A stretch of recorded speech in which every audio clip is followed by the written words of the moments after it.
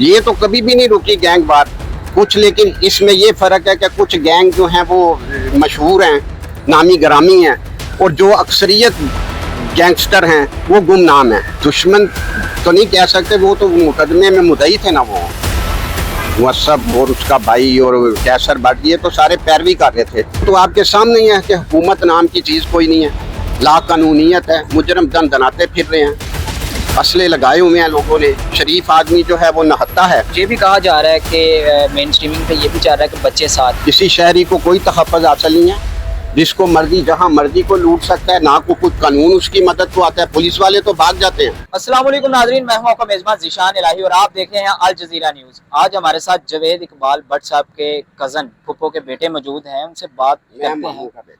मामू के बेटे हैं। अच्छा, मुझे ये बताइएगा कि ये दुश्मनी का जो सिलसिला है, ये बहनोई कत्ल हो गया उनका, तिफी भट्ट साहब का, ये कहाँ जाके रुकने वाला है? लाहौर शहर में गैंग वार दोबारा शुरू हो गई है। देखिए जी, गैंग वार तो इधर मुसलसल शुरू है।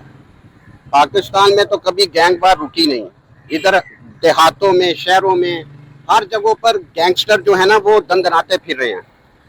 ये तो कभी भी नहीं रुकी गैंग वार कुछ, लेकिन इसमें ये फ़र्क है कि कुछ गैंग जो हैं वो मशहूर हैं, नामी ग्रामी हैं, और जो अक्सरियत गैंगस्टर हैं वो गुमनाम हैं, जो उजरती कातल हैं या गैंगस्टर हैं कि जिनका किसी को पता ही नहीं, जिन्होंने 30-30, 40-40 कत्ल किए हुए हैं, डकैतियाँ की हुई हैं रोडों पर, घरों में। तो ये वार तो कभी भी नहीं रुकी। मुझे ये बताइएगा कि आप लोगों को किस पर शक है और अभी तक कोई कैमरा की फुटेज भी नहीं आई? देखिए जी, शक तो बात यह है कि लाजमी एक बात है, एक फितरी बात है, कानूनी बात है कि जब किसी का मर्डर होता है तो चाहे किसी थर्ड पार्टी ने किया हो, किसी दूसरे ने फ़ायदा उठाया हो, लेकिन हमेशा मुकदमा तो जो है अपने मुखालिफ के खिलाफ ही किया जाता है। ये तो एक मुकदमा हाँ आपने करवाया है जो अमीर मुसब और अमीर फतेह पे करवाया है, क्या कैसर भट्ट हैं जो, क्या यही आपकी? देखिए जी, बज़ाहिर तो जो है वो दुश्मन तो नहीं कह सकते, वो तो मुकदमे में मुद्दई थे ना, वो मुअस्सब और उसका भाई और कैसर भट्ट, ये तो सारे पैरवी कर रहे थे। इसके अलावा भी तो शहर में कई ऐसे दुश्मन हैं जो कि इनके बहुत बड़े बड़े दुश्मन थे। देखिए जी, जब इंसान किसी ऐसी लाइन में होता है, कोई किसी की अगर दुकान है तो लाजमी बात है उसके बेशुमार कस्टमर होते हैं, कोई एक कस्टमर तो नहीं होता। जब कोई इस लाइन में होता है दुश्मनदारी की, तो कोई उसका एक दुश्मन तो नहीं होता। क्या लगता है कहाँ जाके रुकेगी ये दुश्मनी? देखिए जी, ये तो खुदा या भी और घर उजड़ने वाले? हाँ, ये देखिए जी, ये तो मुसलसल उजड़ रहे हैं। ये अगर बिलफर दुश्मनी खत्म भी हो गई तो कत्ल व गारत का जो सिलसिला है, ला कानूनियत का जो सिलसिला है, वो तो आपके सामने ही है कि हुकूमत नाम की चीज़ कोई नहीं है, ला कानूनियत है, मुजरम दन दनाते फिर रहे हैं, असले लगाए हुए हैं लोगों ने। शरीफ आदमी जो है वो नहत्ता है, और जो जालिम है, कातल है, डाकू, जो लुटेरे हैं, उनको ना किसी लाइसेंस की ज़रूरत है और ना उनको जो है ना कोई किसी का खौफ है। जो जवेद इकबाल साहब कत्ल हुए हैं, उनका रवैया कैसा था लोगों के साथ? कैसे ताजर थे? ताजर बरादरी बड़ी शरीक है यहाँ पर, कैसे बंदे थे वो? देखो, ये शरीफ नफ्स आदमी थे।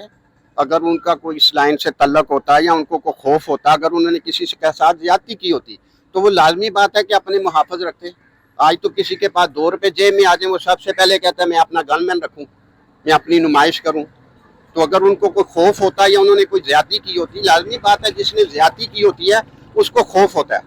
जब उन पर कातलाना हमला किया, जिस हमले में वो कत्ल हो गए हैं, तो बच्चे भी साथ थे? बच्चों को नुकसान? बच्चा कोई साथ नहीं था, सिर्फ उनकी बेगम साथ थी, बच्ची को लेने जा रहे थे वो।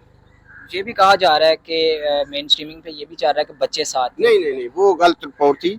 बच्चा कोई साथ नहीं था, सिर्फ उनकी वाइफ साथ थी, और वही इस हादसे में वो भी जख्मी हुई है। वाइफ भी काफी हद तक जख्मी है। तो 2 फायर उनको भी लगे हैं, एक टांग पर लगा है और एक इधर कंधे पे लगा। रिपोर्ट के मुताबिक कब तक सेहतयाब हो जाएंगे? वो उन्होंने तो उनको रिलीज कर दिया, डिस्चार्ज कर दिया था उसी दिन ही रात को। एक गोली उन्होंने निकाल दी थी और एक नहीं निकाली, कंधे वाली। बाज़ का गोली निकालने से ही कोई नुकसान हो जाता है, वो इसकी सूरत हाल तो डॉक्टर बेहतर समझते हैं। उन्होंने वो गोली नहीं निकाली।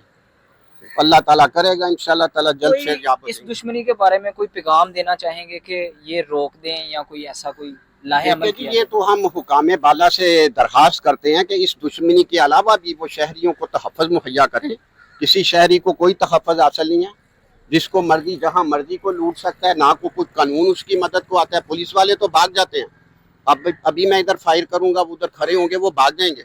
उन्होंने उस वक्त आना है कि जब कोई लाश गिरेगी, तो जब उनकी दिहाड़ी का सिलसिला शुरू होगा। तो जब तक ये पुलिस हमारी ईमान अफरोज नहीं होगी, सही मुसलमान नहीं होगी, सही इसकी तरबियत नहीं होगी, जब तक पुलिस ही सही नहीं होगी। हजरत उमर फारूक ने पुलिस इसलिए नहीं बनाई कि जुल्म करे या नाइंसाफी करे या दिहाड़ियाँ लगाए।